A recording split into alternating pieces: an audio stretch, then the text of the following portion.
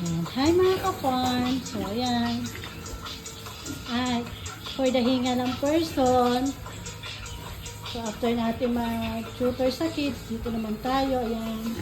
Nagpaligo kami ng aming mga piglets. Then, naglinis na rin ang kanilang kulungan. So, ayan, medyo hingal pa ang person. Kasi nga, nakahingan maglinis, diba? So, nakaka-satisfy lang tingnan. Ayan, pag sila'y malilinis. Ayan. Kasi, bagong paligo na ang aming mga piglets. So, kahit doon sa kabila, yun din, oh. Ayan. Nasa kabilang piglets din, ayan. Clean na sila, ayan.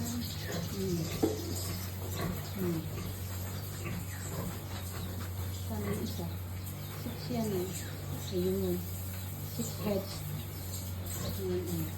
Diba, malinis na ulit ang kanilang pulong at ang kanilang katawan. So, yun nga. Diba? Kaya kakapagod. Kaya lang ganun talaga. Nakahingal. Pero syempre, it's part ng negosyo. Mamaya lang kakain na ulit yan. So, ang mga piglets malilinis na.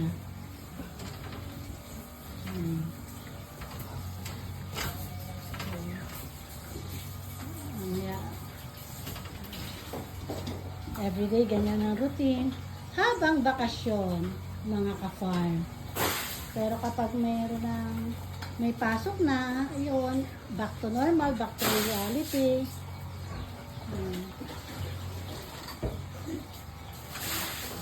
Ngayon, kaya lang siya nagagawa ng ganitong oras niya, wala pang pasok, bakasyon pa ng inyong ka-farm. Malinis na yung mga piglets. So, yun. Kahit doon sa kabila, yan.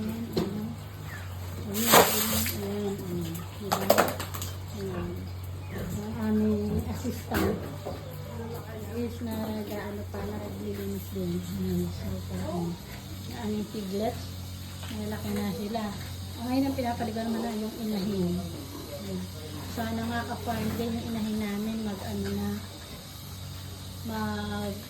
tawag dito, maglandi na para syempre makapag-provide na ng bikit. Siyempre, di pa yung nag-visit na. So, yun lang mga ka-farm. Maraming salamat sa panunood. Patuloy nyo lang kaming suportahan bilang as beginner farmer by liking our videos, share, and kung hindi pa po kayo nakafollow sa aming page, paki-follow na po. Maraming salamat mga ka-farm. Magandang buhay!